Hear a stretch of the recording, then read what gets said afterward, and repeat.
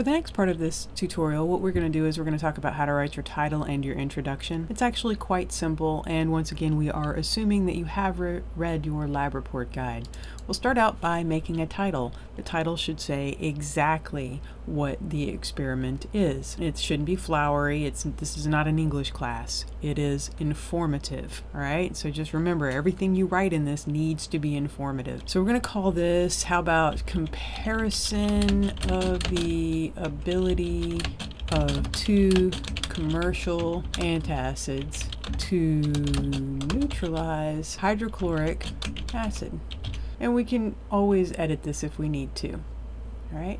But there you have a good working title there. It is informative. It says exactly what we're doing here. Now remember, we put in a blah blah here as a placeholder, so now we can just highlight that blah blah and start talking about our introduction. But one of the mistakes that a lot of people do when they write these introductions is they try to immediately just start writing the introduction like it's its final draft and it's as they write. And that's not how this works. You got to think about what you're going to write. Our experiment, we compared two antacids in one way and one way only, their ability to neutralize hydrochloric acid. And so we need to talk about the science behind that. And we want to think about how to go about that. So in our first paragraph, what we would probably want to say is what antacids are in general. So we're going to replace our placeholder with new placeholders. Our first paragraph should talk about what antacids are in general. Our next paragraph should talk about what Alka-Seltzer is. Our next paragraph should talk about what Tums is. Our next paragraph should talk about the difference between them and state a hypothesis that tells which should presumably work better. All right, so you see what we've done there? We've got our whole entire introduction mapped out. Now all we have to do is go online and do a little research. We want to do a little research and figure out what antacids are in general. And so, you just type that into your search engine. What is an antacid? You find a good source for that, and you write a little bit about what an antacid is supposed to do. Then you would talk about what Alka-Seltzer is. And what I've done here, you just drag this over here. I've got a little Google Keep here where I've done some research for this paper. And what I've done here is I've lettered all of my references here because I'm going to have to cite them.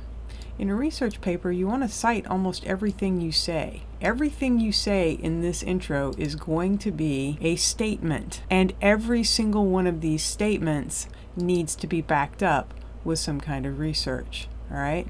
So if I say, for example, the purpose of an antacid is to reduce the amount of acid in the stomach, period.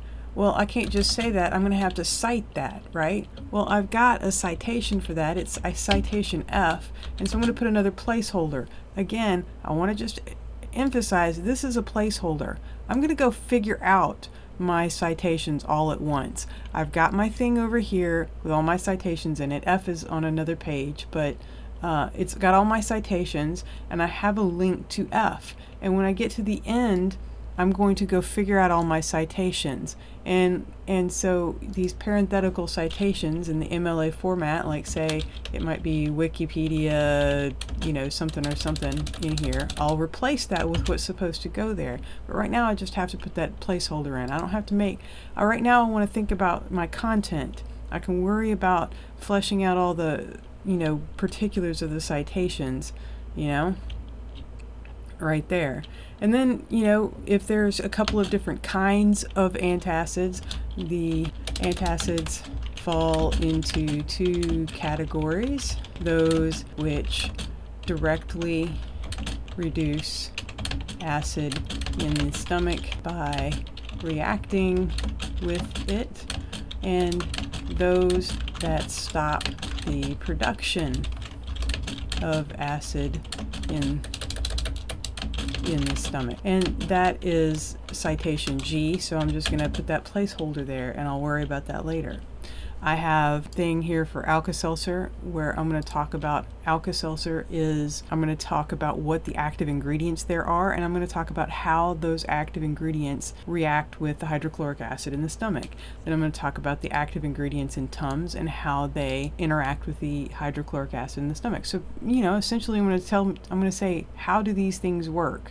So I'll have a paragraph about that and a paragraph about that. Now, once I've done that, I'll know the difference between how these two things work, right?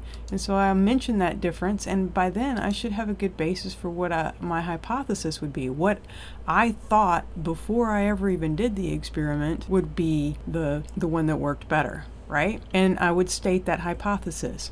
For example, I might say, because Alka-Seltzer reduces acid in 2 different ways, it was hypothesized that Alka-Seltzer would neutralize more hydrochloric acid than Tums, right?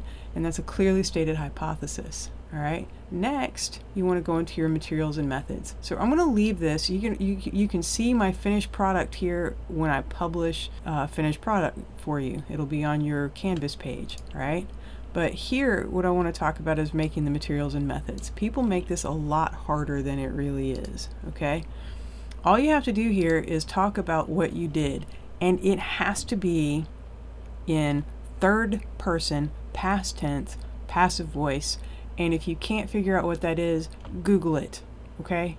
And if you can't write in third person, you're probably going to need to learn how to do that before you graduate from college. So now's the time to do it. And this is way easier than you think it is, okay? So what did we do? Well, first, an adult dose of Alka-Seltzer was crushed in a mortar and pestle, then added to 100 milliliters of distilled water.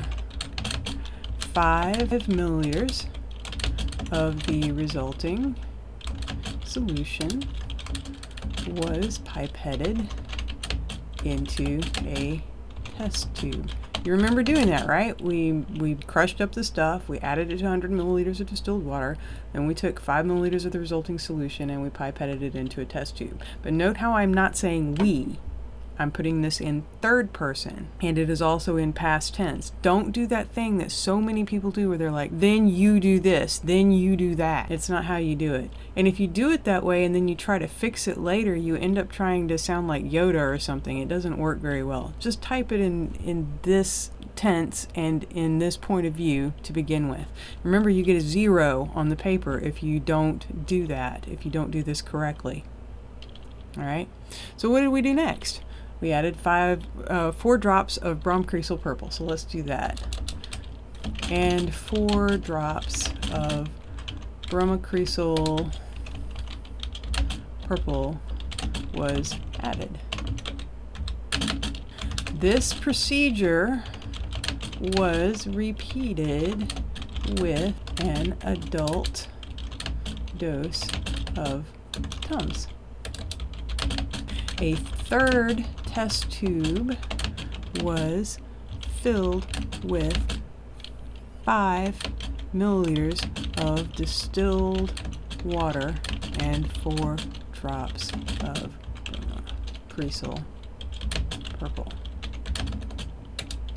All right, next, so here what we've written to this point is we've got all of our solutions in their test tubes and we're ready to do the test. What's the test? Well, we wanted to find out how many drops of hydrochloric acid it took to turn the solution yellow, because remember bromocresol purple was a pH indicator, right? So that's what we got to do here. Hydrochloric acid.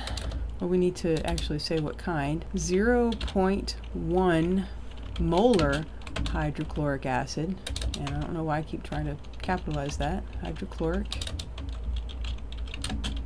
acid was added drop-wise, that means 1 drop at a time, to each of the 3 test tubes until the colors changed from purple to yellow, indicating that the solution was no longer able to absorb HCl. All right, and now in order to use that abbreviation there, I have to go to the first time I said hydrochloric acid, and I have to put HCl in parentheses. And I'll probably change that later, because I bet you I'm going to end up mentioning hydrochloric acid up here in the introduction somewhere.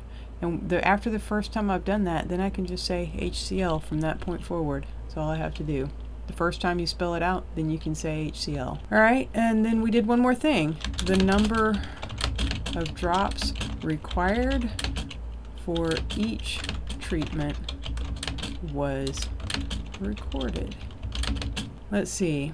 I'm going to use the data from all three classes, so that's going to be 5, 10, 15, no, yes, 17. 17 groups.